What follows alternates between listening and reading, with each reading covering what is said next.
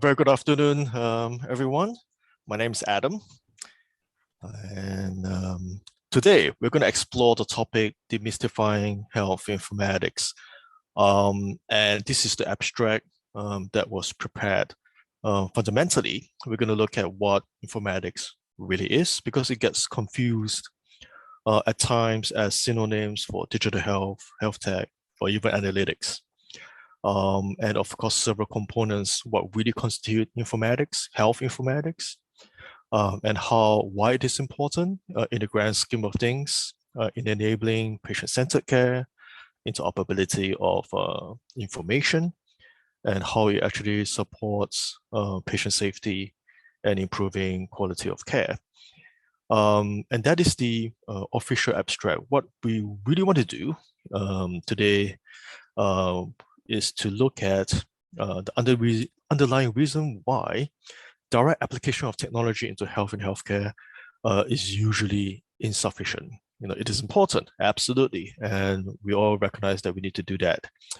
We need to leverage on technology because healthcare is unable to cope. But as some of you would have experienced, merely application of technology is insufficient. For sustainable adoption, if you will, effective contextualization of a solution.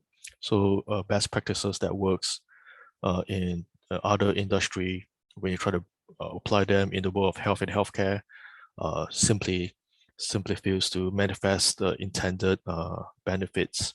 So we look at that, some of the underlying elements that we need to consider when we talk about digital health intervention, applying health informatics.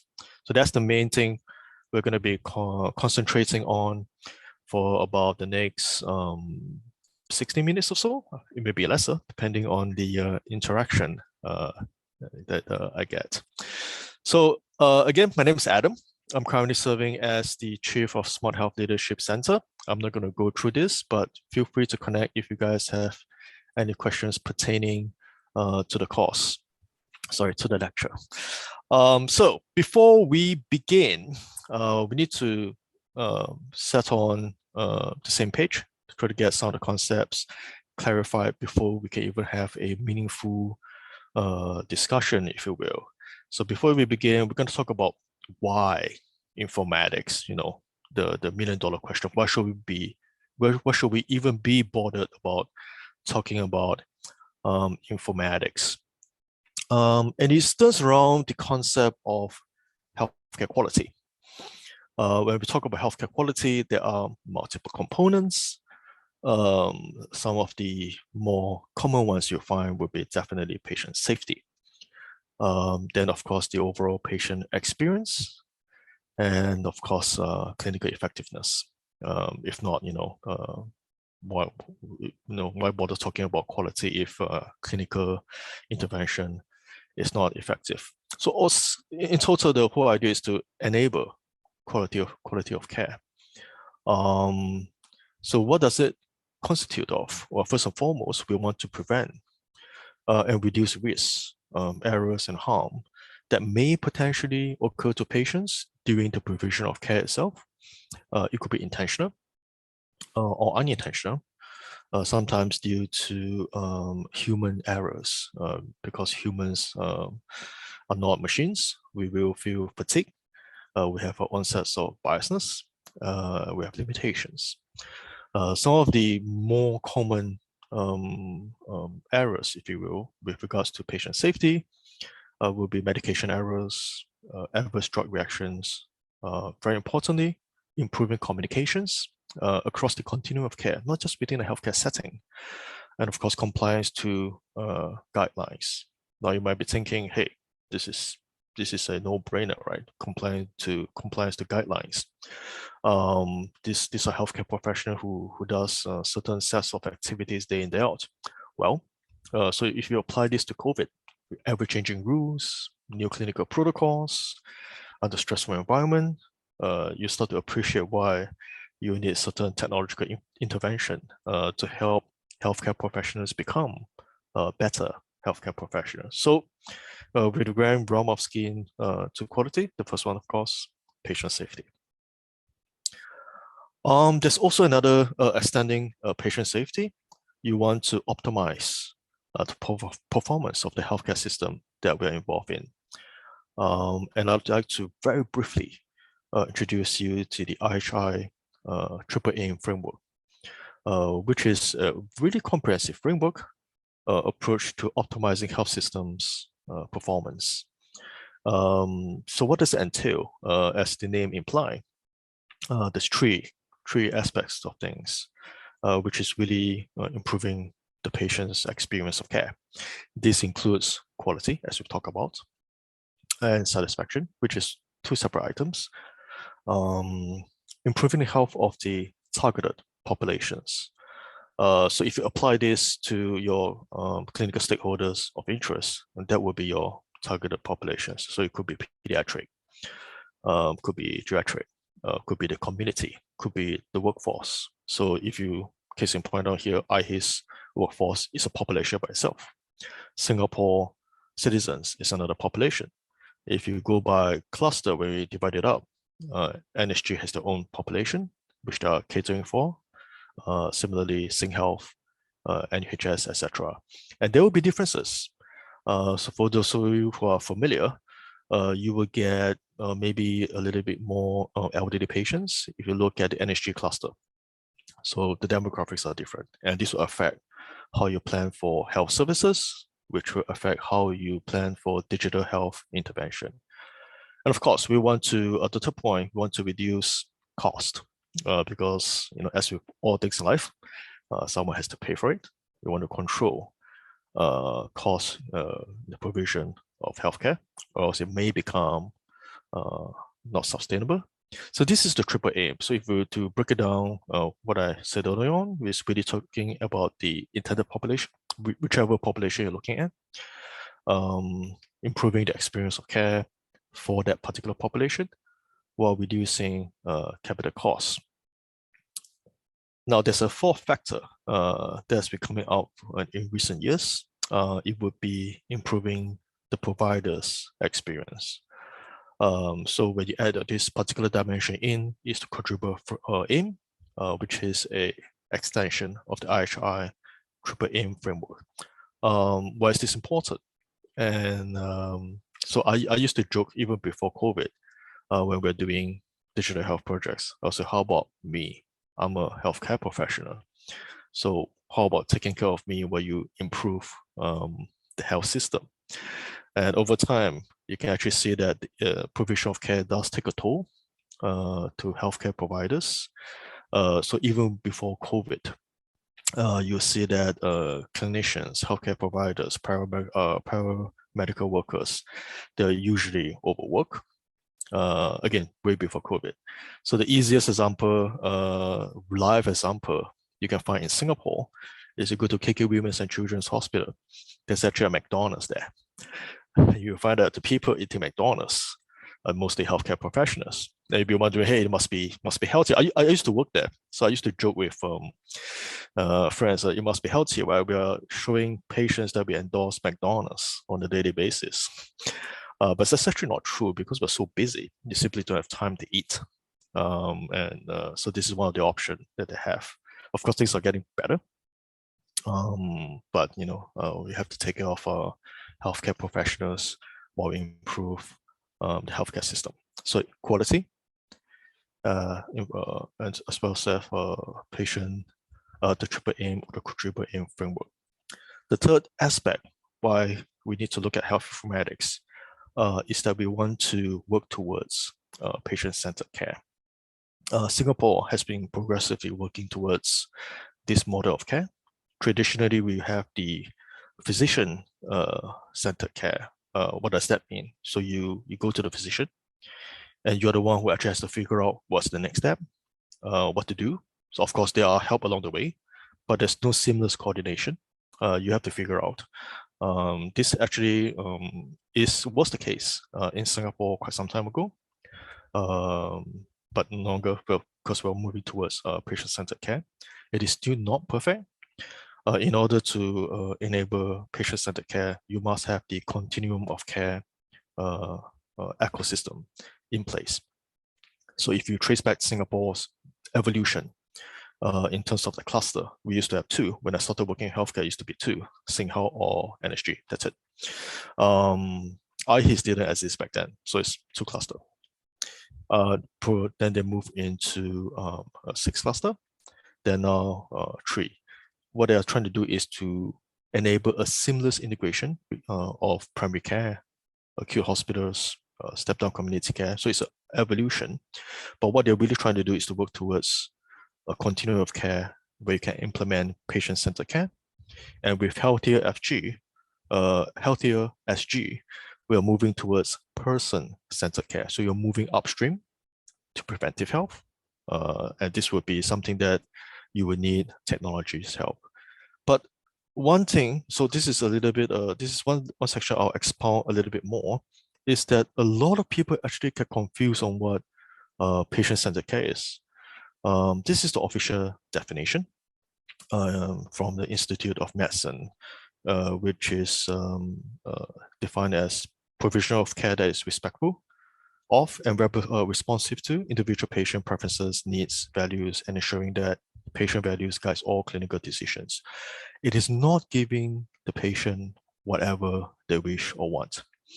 That's medically unethical, okay? But a lot of times people say patient-centered care, so we'll give him whatever it wants. No, it's not true. What it really implies is that we'll take patients' values, preferences into consideration. And this includes, us letting them ask questions or giving feedback, including complaints regarding the care they receive, which makes sense. They are the recipients of care. So respect their needs, their family needs, and there's a reason why, because they're usually the main caregiver. So when you want to work towards the continuum of care, a person-centered care, you have to take multiple aspects, multiple dimensions into consideration. So in other words, the patient-centered care is really about treating a patient, a person receiving care with dignity, respect, and involving them in all decisions regarding their health. I slightly alluded to that there are multiple dimensions that one should take care of when they are trying to implement a patient-centered care model. And you start to see all this progressively in a healthcare system. So the obvious one would be preferences, emotional support, etc. But I'd like to draw your attention to two particular pillars: continuity and transition, coordination of care. These are two that it'll be very difficult to do without applying technology. So coordination of care, so case in point, if they are being referred from the primary to the secondary care setting, you actually do not expect the patient to remember all the details of the care they receive, the medication they have been taking. Usually you get is like, so you've asked the patient, what medication have you been receiving? Oh, little yellow pills and big white pills. That's not helpful. But to the patient, it is what it is. They're not going to remember what sort of medication, the dosage, etc.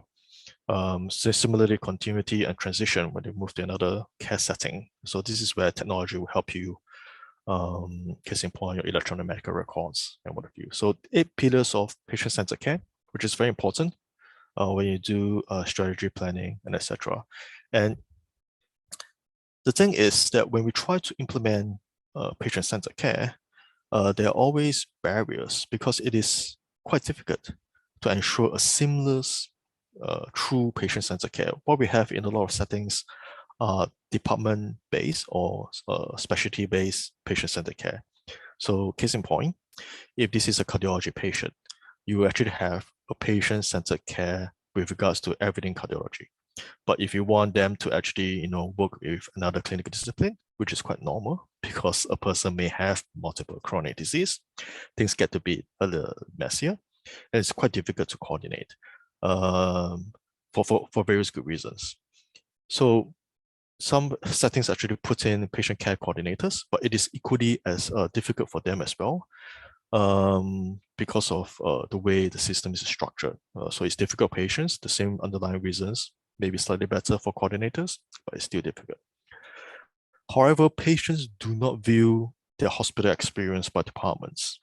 When it comes to the entire continuum of care, it is the total experience that they get. So they don't really care if they go to one particular department in the acute hospital. That's really nice setting, very attentive on the information, because they will leave that clinical setting and go to other clinical settings during the provision of care. And to them, it's the overall experience that counts. What this translates to, so you go back to what we talked about initially, patient quality, triple aim or quadruple aim framework, and you're trying to navigate everything across the continuum of care. You need extra effort, and you definitely need technology involved. But technology doesn't mean blind adoption of technology, just controlling clinical information systems before adjusting some of the underlying policies, procedures, etc. So these are some things that we have to take into consideration. So of course, in the Singapore context, we are progressing well, and we decided there's time for change. So if you track the Singapore history, clustering, rearranging of clustering, several initiatives and policies, training of GP providers, the Singapore Ministry of Health obviously wants to move towards the patient-centered care for the longest time, gradual improvement. So it's change, it's a gradual change. And with the recent announcement of the Healthier SG with a one care plan and capitation model, actually they are really trying to implement value-based care.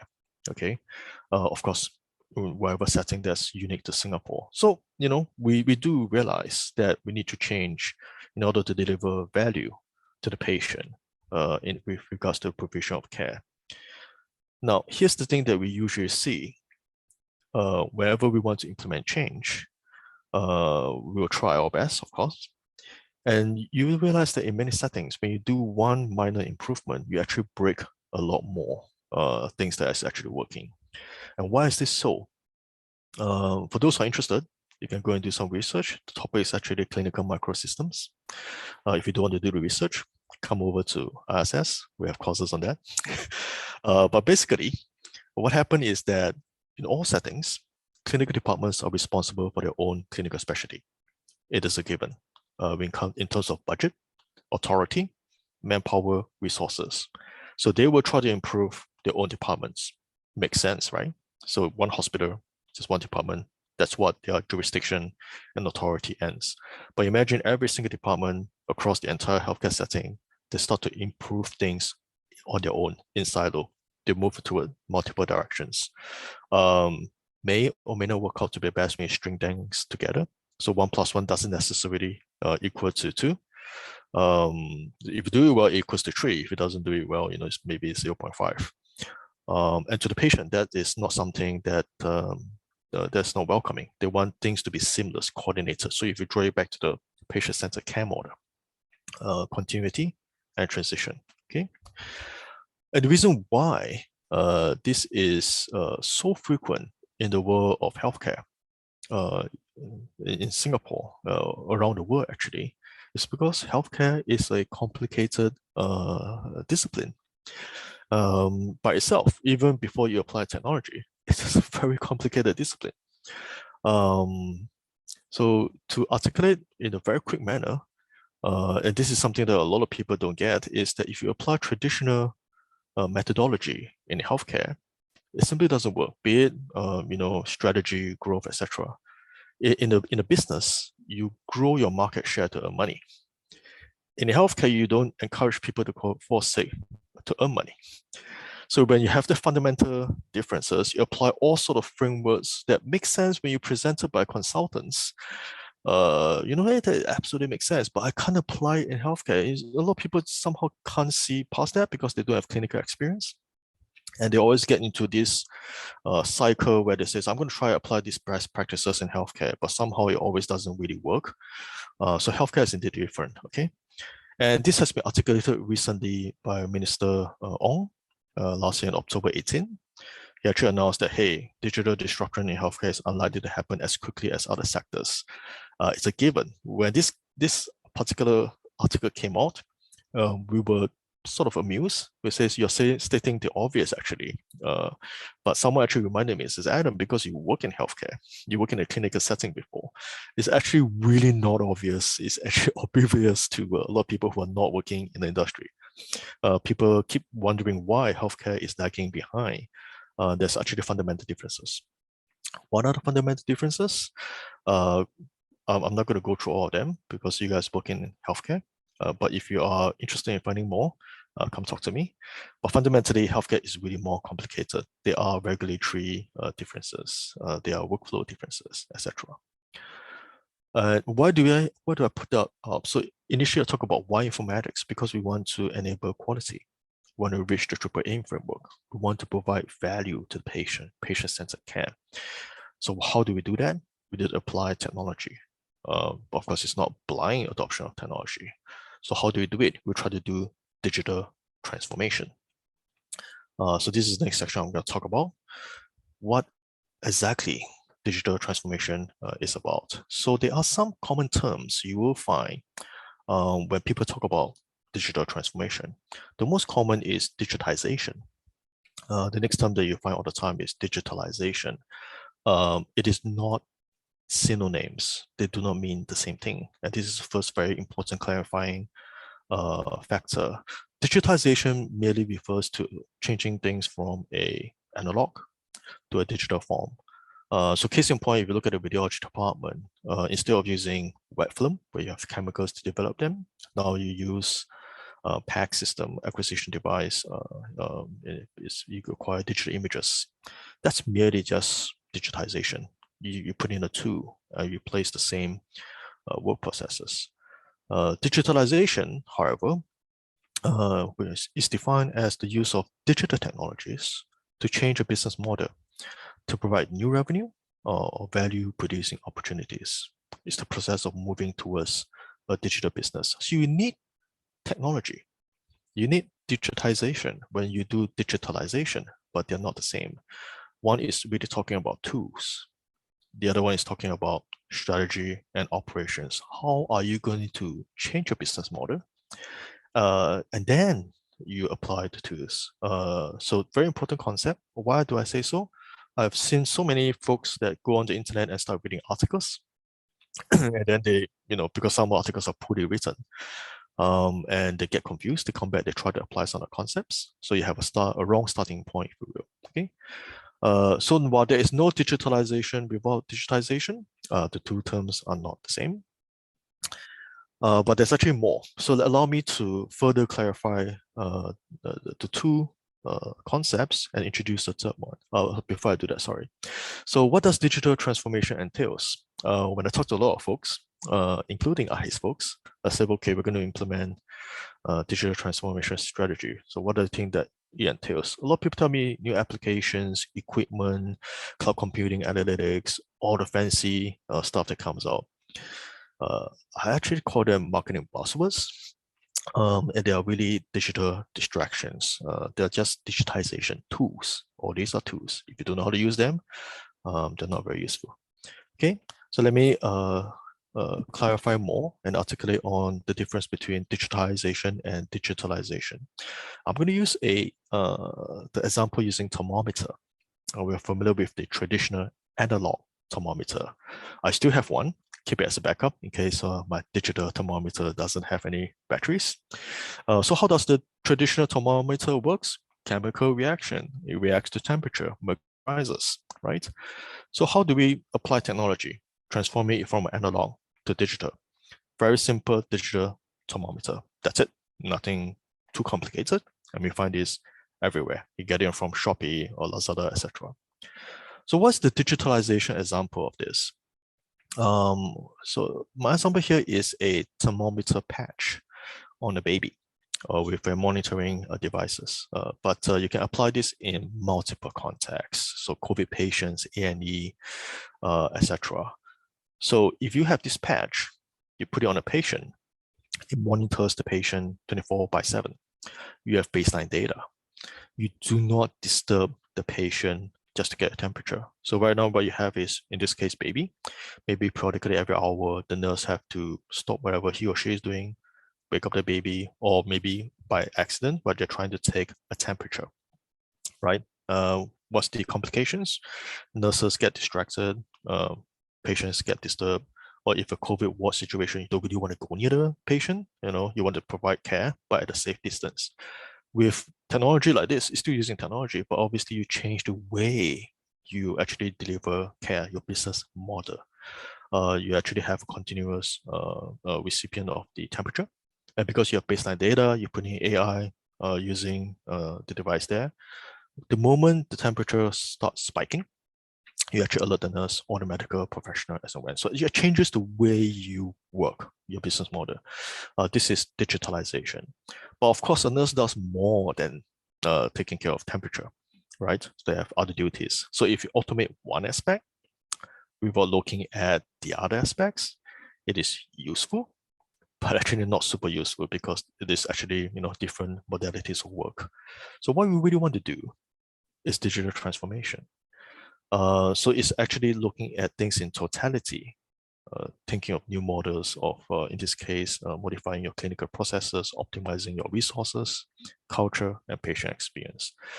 So to explore a little bit more, when you work on digitization and digitalization, you're optimizing processes. We move towards the other spectrum, multiple digitization into digital transformation. You're optimizing human experiences and systems interaction. Okay. At this point, when I tell people, they sort of get roughly what I'm trying to say, but not totally. So I have another example to further clarify the concepts. So this is a very typical diagram we all see, talking about equality. I'm going to use it for digitalization and digitalization example. So the scenario here is 3 kids are trying to watch a baseball match, and they have encountered an issue. There's a fence. The fence is actually preventing them from having a clear view. So what do? We issue resources. Everybody gets a crate. Very fair. Everybody gets one. This is really a process-oriented approach that a lot of hospitals are doing right now. I'm going to digitize. We're moving to a digital age. Everybody gets network, computers, EMR, access to the EMR. Everybody gets it. It's very fair. But is it taking things into context and consideration? Not necessarily so. So what we're trying to do is to go a little bit further towards the digital transformation corner, where we look at the human-centered aspect, the workflow aspect. We readjust what is relevant, and we put things in context. But when we talk about true digital transformation, it's not just silo-based, one aspect. We want to remove the underlying barrier, changing the way that we actually tackle the problem. So this is what really digital transformation is about. It's not about a tag. Tag is the easiest aspect in the grand scheme of things. It is really about your business model, your policy, strategic leadership. And so this is the differences between digitization, digitalization, and digital transformation. Now, they're all equally important. There's no way you can actually reach digital transformation from day one. Not feasible. Don't set yourself up for failure. And I say the same things to hospitals when I do consulting projects with them as well. Because healthcare is complicated, you can't change things as fast as you want. There's also change management issues that we have to take into consideration, not just for healthcare professionals, but also for patients.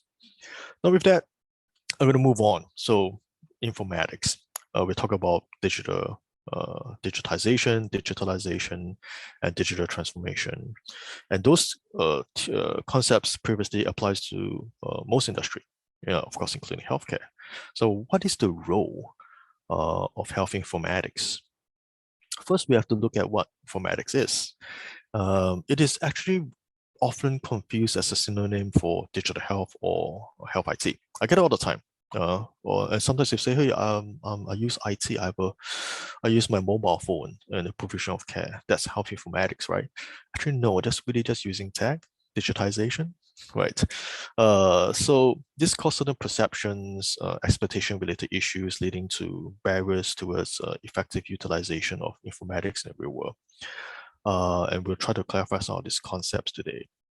And why is this important? I've actually seen people teaching informatics. When you look at what they are teaching, it's actually digital health. Nothing wrong with that. but wrong concepts, and you actually lead to misinterpretation of what is really needed. So informatics is derived from the word, French word. I'm not sure if I'm going to pronounce it well, but it's basically informatique. Translates to the science of informatics, information, and the practice of information processing. When you actually have it as applied information science, it becomes informatics. There are various definitions out there, similar definitions out there. My favorite is actually from the University of South Florida. It's described as a term describing the acquisition, storage, retrieval, and the use of health information. So you must actually use it, not just put it in. It's not garbage in, garbage out. Okay, you must actually use the information in a contextual manner that foster better collaboration among a patient's various healthcare providers. This is actually talking about the continuum of care setting, not just within one setting or two, amongst a patient's various healthcare providers. Definitely evolving specialization that links information technology, communications, and healthcare to improve quality and safety of patient care. So I really like this definition a lot. And notice that it focuses on the information, not the technology. Okay, it focuses a lot on the information. As I mentioned, when I started this presentation, I've come across folks who actually think that analytics is informatics. That's still a very prevailing misconception. So let's take a look at that. Analytics really refers to the analysis of data using some quantitative or qualitative techniques to look for trends and patterns in the data. Whereas informatics, we use data and information and then we turn them into knowledge to improve the delivery of healthcare services and improve patient outcomes. So it's actually really two different areas. Do informaticians use analytics? Yes. But we go further. We're just not looking at trends and patterns. We act upon them after we find the trends and patterns. So we do not stop there. So the two are both equally important disciplines, but they are not exactly the same. If you go deeper into the technicalities, you cannot do analytics well without informatics principles in place. We actually explore that towards the end of this presentation. Okay, both are important, but they serve very different needs. The third, the second area that people keep thinking informatics is, which is not, is that they think it's digital health. No, digital health is actually describing the use of information and communication technologies to help address health problems faced by patients. There's different evolution of the terms. It used to be called health IT, then health 2.0, digital health, and now they call it health tech. The reason why it's progressing really more than just IT. You have communications technology, etc., etc. And notice that when it comes to digital health, they focus about the technology, not the information. So you can really think of digital health being concerned with the application of technology in the healthcare domain. This is digitization. Okay, informatics is more than technology. In fact, that's a common description. It is the science, the how, and the why behind digital health. You must always look at it from the informatics perspective. Then you apply the relevant technology to support it. This is working towards digitalization and inching towards digital transformation. So I found a really nice diagram to articulate this a little bit better. So you will see a lot of ladders on the ground that is actually being utilized by this gentleman trying to climb over the wall, if you will. And no matter how many technology or tools that you give, if you don't know how to use them, it's not going to be effective. This is the difference between informatics and digital health. Both are closely interrelated, very important, but you must be able to distinguish between the two. Okay. What both are not, further clarification of roles, they're not traditional IT. Okay, of course, we use a lot of technology, a lot of IT when it comes to informatics, and digital health, but it's not traditional IT. But it's still important. IT is still important. You cut off the network, everything goes south. So treat your IT guys, especially your network guys, very well. Very important. So why is informatics complicated? A lot of people actually come across informaticians and they sometimes say, you guys deal with the most weird stuff. And I'll try to articulate on one or two of them later. Why is informatics complicated? I'll start off with asking a question, which you guys can think about while you're over at the site listening to this presentation. Ever wonder why medicine is called practice? And ever wonder why a patient is called patient? There's only 3 disciplines that's commonly called a practice. Law is a practice. Health is a practice. And consulting is a practice.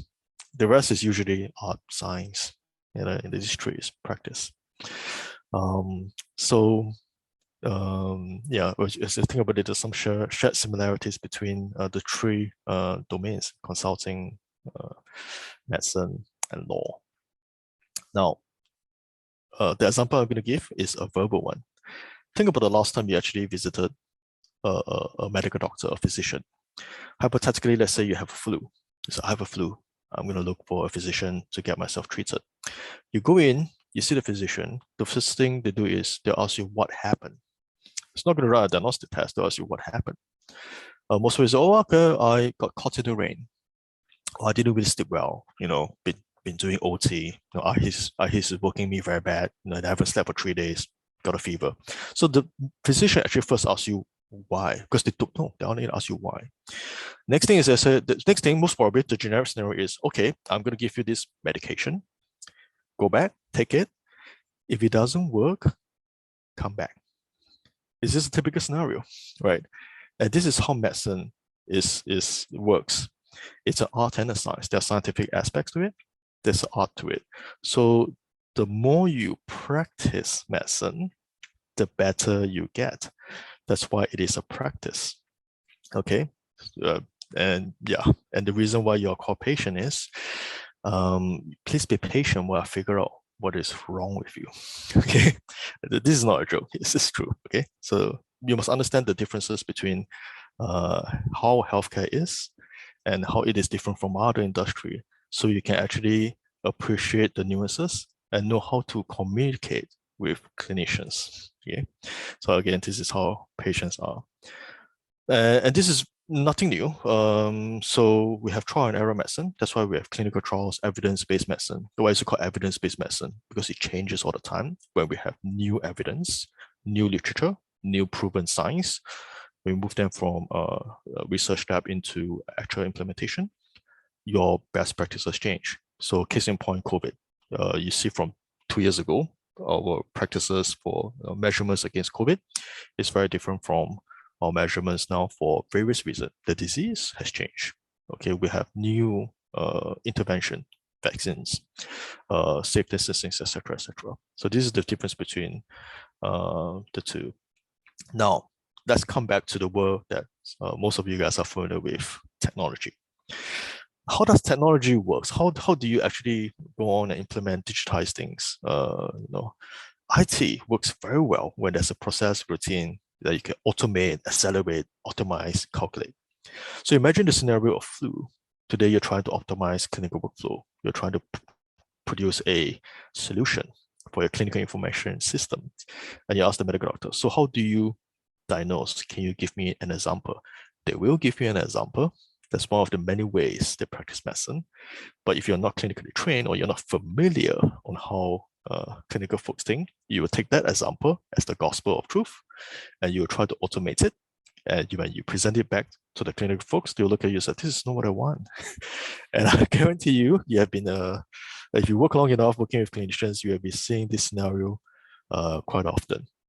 Okay, so this is the key difference between healthcare and tech. So it's not that simple. And it goes on, your medication, your diagnosis, different clinical stakeholders. Even when you talk about nurses, nurses in different care settings have different practices. Same thing for medical doctors, etc. So healthcare is not structured in many ways. There's structured stuff, but when you practice medicine, when you deliver healthcare, there's no fixed structure. There are evidence and guidelines. So this makes it very difficult. And this is the reason why informatics is complicated, because healthcare is complicated. You cannot use a lot of the best practices and apply it over in healthcare. Many people try. Sometimes it works, sometimes it doesn't. Okay, so I'd like to, at this point in time, take a step back and talk about digital transformation, because that's what we're trying to do going forward, transform healthcare. What's the new direction is actually healthier SG, one care plan, etc. So first thing first, when you try to do digital transformation, you must know where you want to go. Okay, so this is the direction that we want to be. And there are very generic steps that's listed here. So you first discover what's going on in your setting, your population, the healthcare setting that you want to address, and then you design the solution, which incorporate your leadership strategy roadmap. Then after you get everybody on the same page, this is really more change management. And then from there, you implement and you refine. You won't get it from correct from day one. In fact, you never get it correct because it's always changing, always improving. This is a very generic 4 steps, if you will, too high level actually.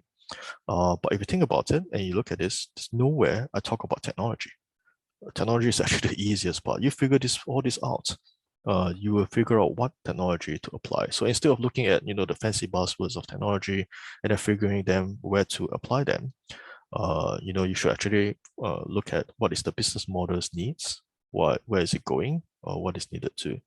So if I were to simplify, it's really talking about future state, current state, and that's the in-between. And the problem we have in healthcare settings, not just in Singapore, is because we adopt the IT way of doing things. We always ask for an RFP that try to detail everything in. You can't do that in healthcare because remember the flu example? You're actually asking for specific functions and as opposed to underlying why. So, traditional frameworks doesn't really work in healthcare. Okay, there's something to let you think about after this presentation, things that you have been doing and why they are not applicable. So I'll talk a little bit about why we want to implement informatics. We want to, because there's an underlying need. We want to move towards better quality of care, the triple aim or the quadruple aim framework. We want to enable patient-centered care. What is it about? What is informatics really about? And how it applies in the grand scheme of digital transformation. If you want to just do digitize, that's really digital health, focus on the technology, very easy part.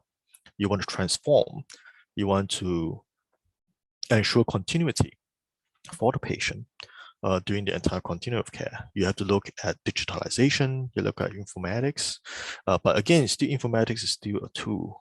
It's a discipline that you apply when you have your strategy in place. So where does the strategy comes from? Leadership. You have to do change management. You have to have the ability to speak the same language with your stakeholders to actually uncover what they want. So this is what informatics really cover. So in Singapore, informatics is actually pretty new. So case in point, over in NUS, we are launching the Masters of Science in Biomedical Informatics over at the School of Medicine. IHiS is a supporting faculty. But in other countries where I've taught, we have been teaching PhD students in informatics.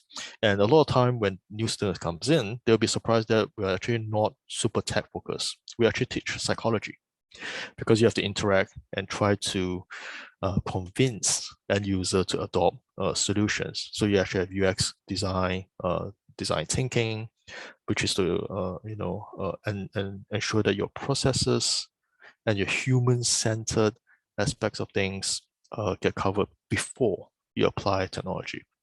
But today we're going to talk about a few things that is easily that you can easily learn and it falls some of the core bases of informatics. So what does informatics cover? Just a very high level. Number one, it covers something what we call interoperability.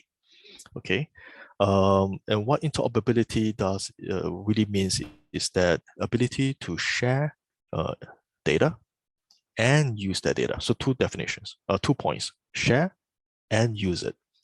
And if you look at the textbook definitions of interoperability, there's actually 6 levels. In real life, we'll usually classify it as 3 levels. So one is physical interoperability, second is functional, and third is syntactic. So physical means your tech, your medium. Functional means the language you're going to use. And semantic means that you understand whatever I'm saying. So case in point, if I would apply it in this setting, our physical interoperability, of course, there will be networks through Zoom, right? Your technology, your camera. Okay. Functional interoperability, I'm using English, not some other weird language, so we understand each other. And the words that I use are not alien to you. Okay. So whatever I say, you should understand what I'm talking about. So a lot of times when I talk about semantic, they say, yeah, of course I understand what you're talking about, Adam. It's pretty common, right? It's English. So let me give you an example before I translate it back into the world of health and healthcare. Case in point, if I say the word crane, very simple English word crane, what would you think of? Crane, some of you guys might think of the bird, symbol of longevity over in Japan, crane. Yeah, that's crane. How about the machine crane?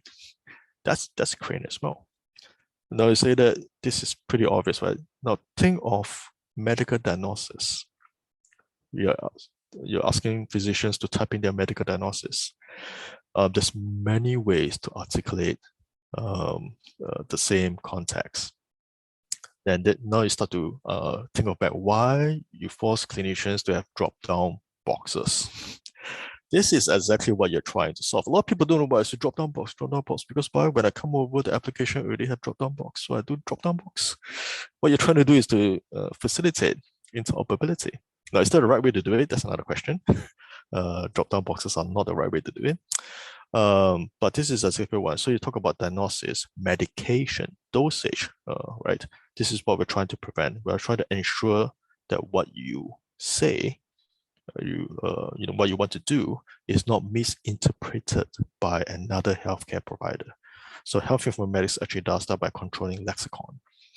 So there are some common terms you would have heard of: SNOMED, HR7. Those are the areas of interoperability that we try to, and it's classified under informatics. This is actually a very interesting and complicated field, but that's one. I have another example here. It's just the word pen, and you can actually see there's many ways to describe pen. And these are just simple examples. If you go into medical terms, drug names, this is where interoperability is very important. So that's number one key area that informaticians will work on is your interoperability. The second part is that a lot of informaticians will focus on will be your clinical workflow. Now, the thing about workflow is most technical folks have a different understanding of workflow. It is different in healthcare, okay? So if I were to use the definitions here, a lot of people are talking about workflows. Says, yeah, I'm familiar with processes, workflow, use cases, they're the same thing.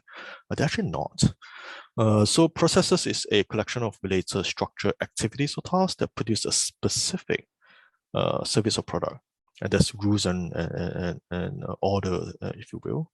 Whereas a workflow is the depiction of tasks, procedure, steps, people, systems, input and outputs of information in a business process. So if you go back, when I talk about process and human experience, this is where the segregation comes in. Okay, processes will look at quality, efficiency, the operational aspect. You really stop at digitalization process. So if you are looking at it from a tech perspective, you always stop at digitalization. And when you talk to a clinical professional, they actually look at the other aspect, if you talk to them about workflow, it will be the human-centered aspect, the interaction, in reaction, the cultural aspects. So these are very key differences that you have to understand when you approach digital solution, the digital intervention. This is where informaticians comes in and help that. The third, very important point that we address will be change management.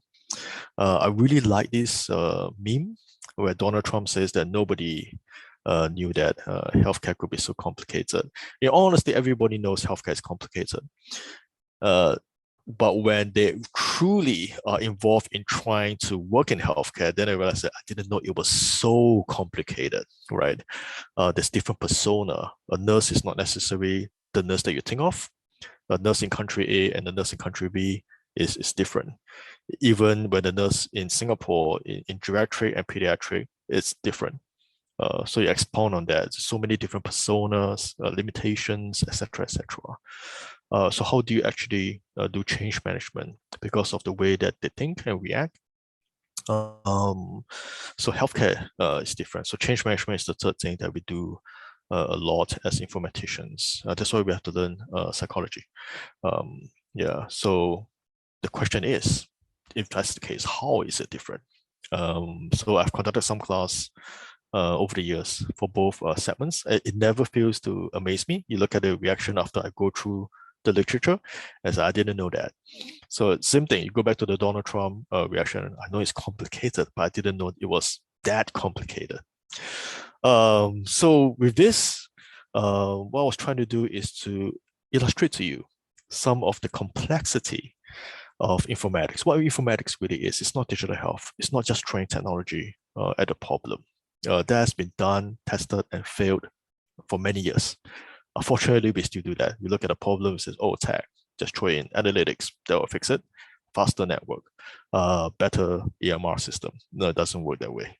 You actually have to fix some underlying business model. We call them clinical workflows, etc. So I would like to introduce this course that we have developed for IHiS. It's called a Health Informatics Jumpstart. It's a 2-day program. And it covers the key essential concepts of health informatics in what I call a dual lens perspective. So you'll be able to actually see things from a technical perspective. There are things that you've been doing, you didn't know why you're doing it. It's because the way you're trained. And then you can see from the healthcare perspective and understand the differences, as well as some of the nuances and elements that you have to take care of. There are some upcoming classes. The next one is actually on the 9th to 10th of May. And yeah, I encourage all of you to sign up. With that, I've come to the end of my presentation. Would there be any questions? Be more than happy to address them. Feel free to challenge me. Yeah, love a healthy debate. Yeah. All right, thank you very much, Adam. So, yeah, anyone have any question for Dr. Adam?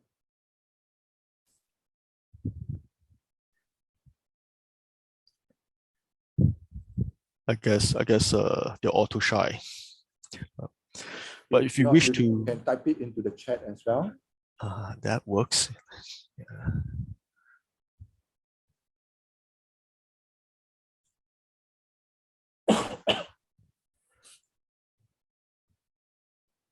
Now, if you're too shy to ask the questions, feel free to get in touch. You can find me on LinkedIn, all of you, or better still, come for the class. And yeah, I'll be more than happy to share as well as explore other aspects, your perspectives as well.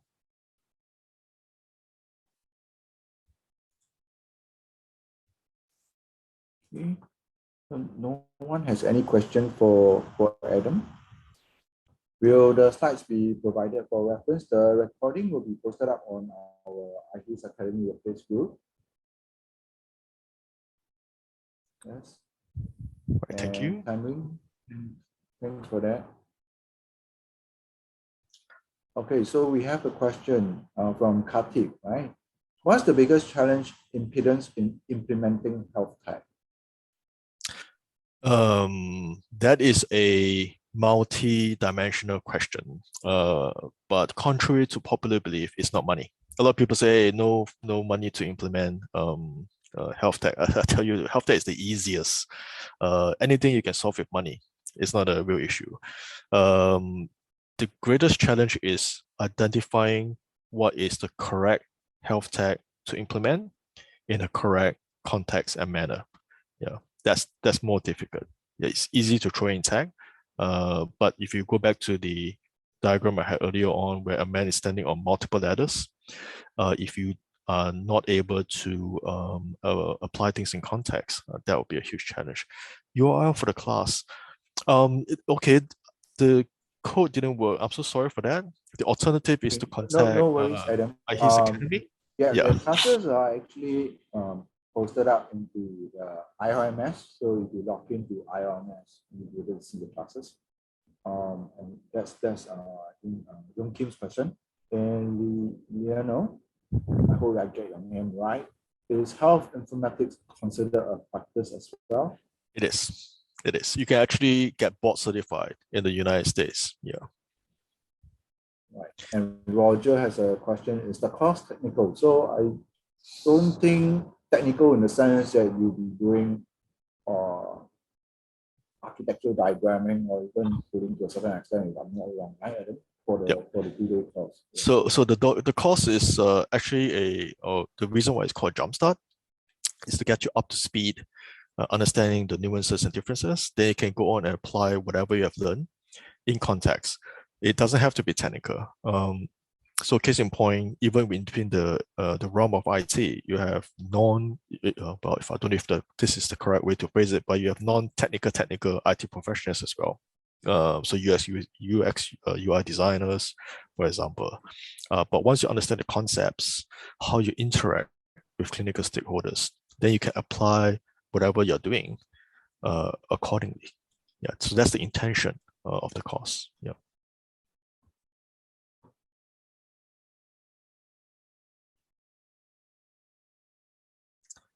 Anyone has any other questions? Is anyone has any question for Adam? Feel free to ask. I'm a very friendly guy. Yeah. Vincent has typed out that think out of the box.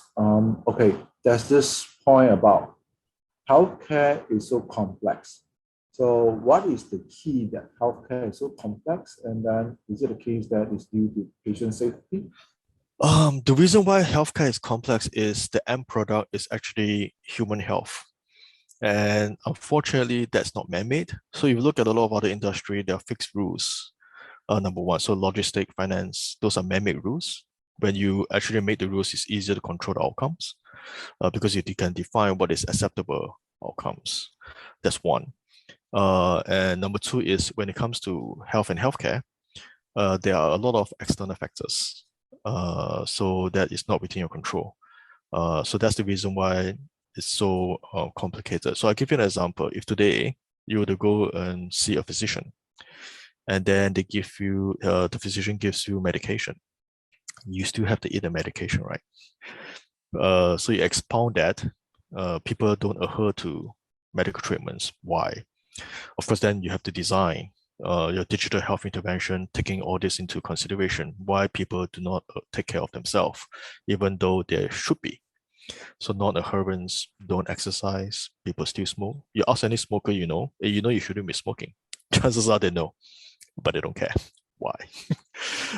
So these are stuff that we explore in health informatics. Yeah. Right. Thank you, Adam. Right, perhaps I can ask some question if you guys don't mind that I actually have in my mind. Yes. That we've been hearing the term health tech, and I do understand there's a system called med tech as well, and now we have health informatics. So I mean, very simply put it, what is the easiest way, right, to just differentiate between the three? Yeah, I mean, this Okay. could be a very Right. simple. I mean, it could be the rest of the folks might know it, but I just want to just hear Okay. from Adam himself. So medtech and health tech, they are fast converging because a lot of medical devices these days are using computers as well, or health tech. So they're really difficult to separate these days. But if you look at the strictest definition, health tech doesn't necessarily means that it's for clinical use. It could be for preventive health exercises, whereas MedTech usually it is for medical use. Yeah, so there are more control restrictions. And informatics is really how you utilize the underlying science, defining the policies, workflow, processes. Then you look at the technology to apply in context. Yeah. So I think that's the best explanation I can come up off the top of my head. Yeah. Yes, I thank hope you, that's Adam. useful. Yeah. Right. And I think the next question I have is really, I think in the presentation earlier on just now, it's that before the technology come into place, we are talking about the end user in mind, the user journey, the design thinking process, and so on and so forth. Now, with the rapid development in technology or even analytics kind of advancement, would it be a case that from the technological advancement, it actually lead to changes in how the user experience is going to be, and it works the other way around as opposed to what you said? I was thinking of it as a circle. Mm-hmm. So you definitely have to understand first why the user, what is the problem, underlying problem that the end user needs to fix. And over time, using technology can actually solve redundant workflow. So this is evident in actually in radiology. So case, I don't know how familiar you are with radiology. So there are CT MR scans which actually produce 3D reconstruction of your body images. So it could be a colonoscopy, could be a colons. So you can do virtual colonoscopy. So that is a very typical, classical example of you apply technology into the clinical workflow. Because of the advancement of technology, new possibilities come out. So instead of really physically stuffing a probe into the patient, now you can actually do a 3D reconstruction using CT or MRI, and then you do your colonoscopy on the computer. Just as effective, if not better, because you don't rush, and you can actually use data, computer-aided diagnosis to double check your diagnosis. Yeah, so your question, yes, sometimes there will be, in fact, many times, once you understand the clinical workflow, you can really be innovative on how you apply technology to solve the issue. Yeah. Okay, thanks a lot.